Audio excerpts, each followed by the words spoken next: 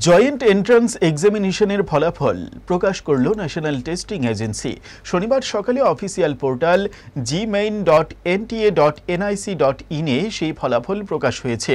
মোট 24 জন পরীক্ষার্থী full marks অর্থাৎ 100-তে 100 পেয়েছেন। ন্যাশনাল টেস্টিং এজেন্সি এক বিবৃতিতে জানিয়েছে, 24 জন শিক্ষার্থী বিই বা বিটেকের প্রথম পত্রে সম্পূর্ণ 100 স্কোর করেছেন। শীর্ষ স্থানাধিকারীদের মধ্যে আছেন রাজস্থানের মোহাম্মদ আনাস ও আয়ুষ সিংঘল, পশ্চিমবঙ্গের দেবদত্তা মাঝি, দিল্লির দকশ ও হর্ষ ঝা এবং মহারাষ্ট্রের আয়ুষ রবি চৌধুরী।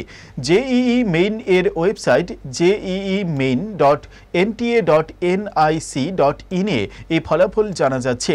চলতি বছর 2 থেকে 9 এপ্রিলের মধ্যে জেইই মেইনের দ্বিতীয় পর্বের এই পরীক্ষা নেওয়া হয়। মোট 9,92,350 জন পড়ুয়া এবার এই পরীক্ষায় বসে।